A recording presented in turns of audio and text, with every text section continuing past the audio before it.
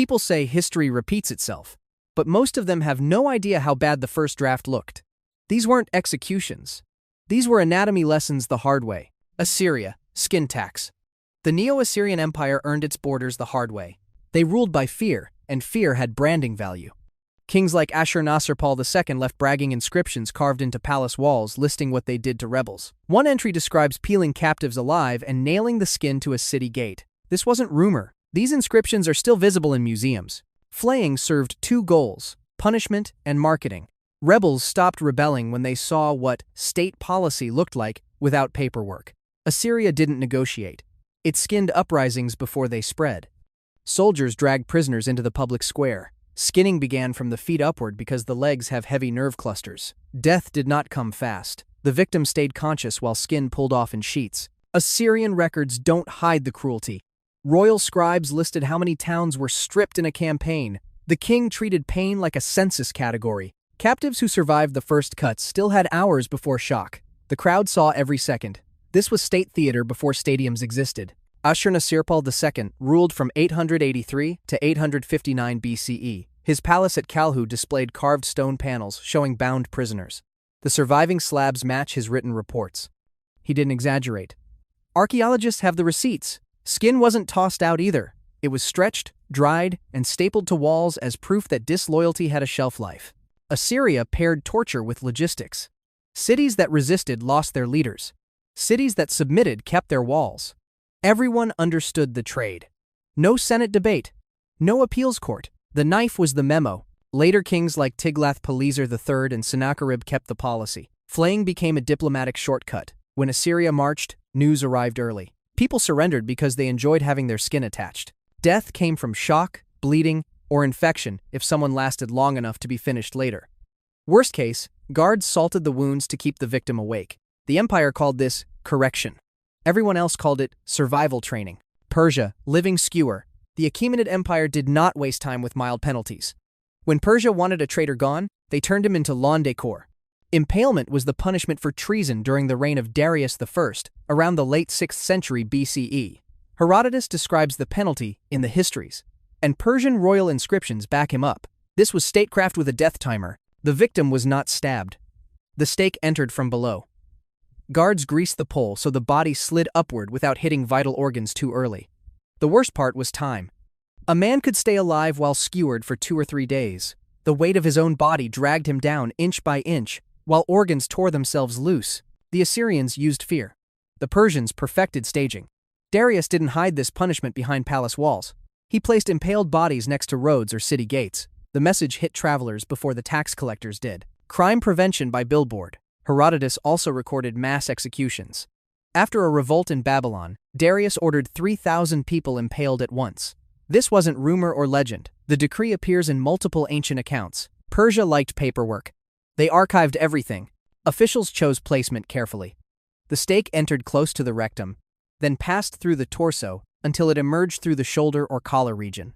A fast death ruined the fun, so executioners trained for accuracy. The condemned hung upright while the pole stood planted in the ground. Air starvation blended with internal tearing. Nerves kept firing. Pain had stamina. Impalement also worked as a loyalty test. Villages that delivered rebels got tax protection. Villages that sheltered rebels got a skyline of human scarecrows.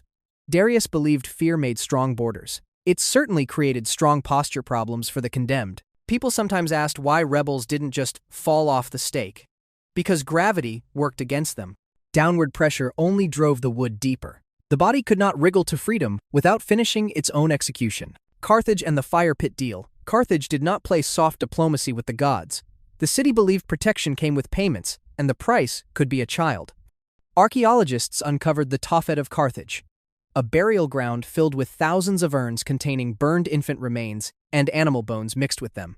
The Carthaginians said these were sacred offerings to Baal Hammon and Tanit. Greek and Roman writers called it state-run barbecue. Nobody agreed on the PR wording, but the outcome is not debated. The fire was real, and the victims were real. The ritual peaked between the 5th and 3rd centuries BCE. Families from elite households delivered the offering. This was not a punishment. It was a transaction. The priest placed the infant on a bronze surface heated by a furnace below. Inscriptions call it a vow payment. Carthage believed the god protected trade and warfare in return. You give an heir, you get a favor. Modern scholars once asked whether this was smear propaganda from Rome. Then the excavation log said otherwise. The urn count passed 20,000. Many bones show cremation temperatures higher than a funeral pyre. This was not accidental death. The pattern proves intentional burning in ritual context. Some ceremonies happened during famine or wartime panic, when citizens hoped for divine rescue. Others appear routine. Records found at the site include inscriptions naming parents and dedicating the child to fulfillment of the vow. This was devotion with a receipt. The pain involved is simple to understand. Infants do not die instantly from fire exposure. The priests controlled airflow, so the heat seared before smoke suffocation. The ritual needed witnesses. The community saw the act and believed the city purchased survival. Carthage did not hide this. Visitors described bronze statues of the deity with outstretched arms slanting down toward the furnace. When priests released the offering, gravity handled the rest. The noise was part of the ritual. Carved markers show symbols of gratitude from families who believed the god answered. Rome eventually destroyed Carthage in 146 BCE. Roman writers weaponized the story as evidence of barbarity. Yet the ground under the ruins confirmed the practice long before historians finished arguing. Carthage paid its insurance bill directly to the firebox. The brazen bull. Sicily produced wheat, wine, and one of the worst appliances in ancient history. Around the late 6th century BCE, a tyrant named Phalaris ruled the Greek city of Akragas. He wanted a trophy that made people fear his name more than his army. An inventor named Perilos proposed a bronze bull built as a hollow furnace. A man could be locked inside while a fire burned underneath. The metal heated until it cooked the victim alive. The design came with audio features. Tubes inside the head transformed screams into a low bellowing sound. The goal was not disposal. The goal was display. Phalaris accepted the invention and gave Perilos a test run. According to ancient sources, the tyrant tried the device on the inventor himself. It was product testing with terrible customer care. Writers like Diodorus, Siculus, and Pindar described the bull during antiquity. No surviving specimen exists today, but the accounts match each other across multiple authors. The myth level is low, the cruelty level is high. Every technical detail matches known Greek metallurgy. The device was possible and historically plausible. The condemned entered through a door on the side. The door sealed tight to trap heat. Bronze conducts temperature fast, so the walls scorch skin within moments. Death did not arrive quickly. The person cooked while alive. Nerves kept firing until organs lost function. When the fire ended, the corpse fused to the inner walls. Removal required scraping. Phalaris used the device to warn anyone with ambition. People feared his court because a conversation could become a roast. Ancient writers treated him as the template for tyranny. Even Greek comedy referenced the bull as shorthand for public meltdown. Stories say Phalaris was eventually overthrown and thrown into his own invention. Even if that detail came from poetic justice, the device itself was not allegory. Greece documented it because it shocked even people from a violent age. Rome and the slow hang. Rome treated execution like roadside maintenance. Crucifixion was not a single moment of death. It was a long collapse of the body while gravity squeezed the lungs into failure. The method existed before Rome, but Rome industrialized it. By the 1st century BCE, it was routine for slaves, rebels, and anyone the state considered disposable. The condemned first absorbed a beating. The whip used bone and metal fragments tied into the cords. Skin opened before the cross even appeared. When the victim reached the site, soldiers nailed or tied the arms to the crossbeam. The legs bent just enough to keep a person alive longer. A fast death ruined the lesson. Roman jurists called it crucifixio lenta, slow crucifixion. Seneca wrote that some people waited for death while begging for it to hurry. Josephus recorded mass crucifixions during the siege of Jerusalem in 70 CE. He said, "Crosses filled the landscape because the soldiers ran out of space, not enthusiasm. Pain escalated with every breath. The rib cage could not lift unless the legs pushed upward. Every push scraped nails through bone and tendon. When the legs failed, breathing stalled. Suffocation mixed with blood loss and dehydration. Hours stretched into days. Many victims died under the sun without water. Others collapsed from organ failure. Executions were public. Crowds walked past and saw the body sag, rise, and sag again. Roman commanders placed crucifixions beside highways or city gates, so travelers memorized the penalty. The empire used signage before billboards existed. The message required no translation. Archaeologists uncovered a crucified skeleton in Givat HaMivtar in 1968. A nail still pierced the heel bone. The discovery confirmed the written accounts down to the angle of the feet. This was not symbolism. It was procedure. Soldiers sometimes broke the legs to speed the ending. Without leg support, breathing collapsed in minutes. That detail shows how precise the system was. They could lengthen suffering or shorten it with a single crack. China and the sliced sentence. Early imperial China handled treason with a menu of punishments, and some came in installments. By the 1st century CE, the Han dynasty used staged mutilation for crimes against the throne. This was the prototype of lingqi, later called death by 1,000 cuts. The name became famous centuries later, but the policy began here as a legal penalty written in state codes. The Han government believed pain measured loyalty. If a man threatened the emperor took him apart in front of everyone. The cuts came in sequence. Executioners avoided vital organs during the early stages. They carved flesh from arms, chest, or thighs while the victim stayed conscious. Guards restrained movement with ropes while a clerk read the charges aloud. Bureaucracy stayed active right up to the last nerve. Han law counted mutilation as both punishment and public education. Crowds watched from a platform. The state treated fear like civic infrastructure. Early medical texts from the same era describe how long a body survives when bleeding is controlled. The executioners used that knowledge in reverse. They cut shallow at first, deep later. Death came only after the point had been made. Evidence of this policy appears in the Book of Han and later commentaries describing imperial justice. The details track with archaeological finds of restraints and execution grounds. Later dynasties copied the structure and intensified it. The Han built the outline. The Song and Ming filled in the chapters.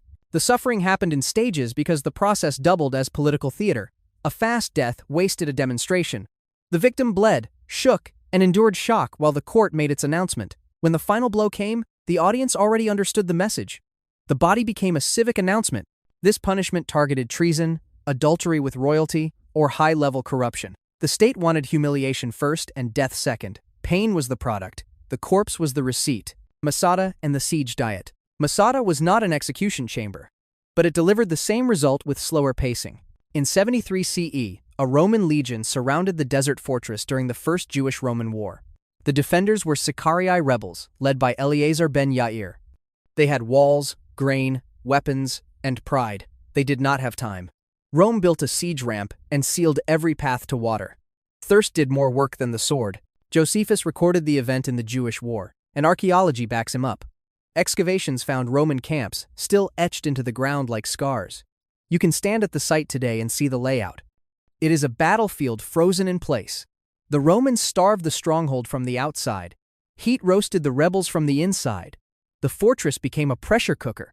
Starvation doesn't kill first. Dehydration gets there early. The brain swells. Muscles seize. Speech drags into slurry. The body starts mining itself for energy. Fat goes first, then organs line up. Day after day, strength drains while the enemy enjoys shade and supply trains. The Romans waited because Rome could always wait. A siege was cheaper than street fighting. The defenders watched the ramp grow higher every week. The morale curve dipped with the water jar. People who fought legions for years now fought their own selves. By the final days, resistance was a math problem. No one rescues a fortress surrounded by a full legion. Josephus says the rebels chose mass suicide rather than public display under Roman chains.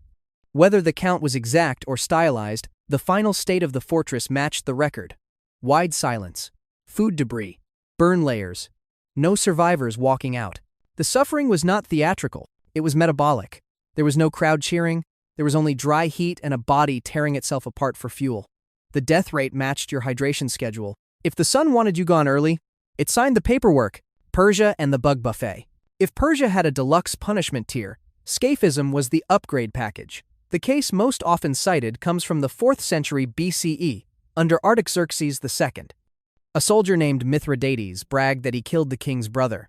The king wanted a punishment that stretched longer than a speech, so they gave him the full treatment: confinement, rot, and insects with excellent attendance. The condemned went between 2 hollowed wooden shells or boats. Only the head, arms, and legs stuck out. The guards force-fed a mixture of milk and honey until diarrhea started. This attracted flies. The mess coated the body. The sun baked it into a glue trap. Every insect in the district filed a meal request. The goal was not quick decay. The guards kept the man alive with more honey and more liquid. Dehydration mixed with digestive failure. Flesh softened. Maggots entered open sores. Herodotus did not invent this. The description comes from later Greek and Persian chroniclers, whose accounts converge on the same steps: restraint, feeding, swarming, and an audience of crawling mouths. The torment lasted days. Some reports say more than a week. There is no escape reflex. Movement only smears more waste across the skin. Bugs arrive in layers. First flies, then beetles, then larvae. The victim becomes habitat. Medical historians confirm how long a human body can remain conscious while infection spreads from the surface inward. Pain does not taper. It stacks. The punishment targeted traitors because ordinary execution could feel polite by comparison. The empire believed humiliation should outlive the victim. Scaphism made death look like demolition from the outside in. Historians debate which chronicler preserved the original timing, but all agree on the structure. The body became a living buffet until organs failed. Sun exposure burned the skin, while insects chewed through it. Shock came later than expected because the feeding kept the heart working. Preservation through agony. India and the copper pot. The Delhi Sultanate handled rebellion with boiling water you did not want to test. By the 13th and early 14th century, sultans like Alauddin Khalji used a punishment known in court chronicles as tafrih bi tanur, or relief by furnace, which was relief for the audience, not the prisoner.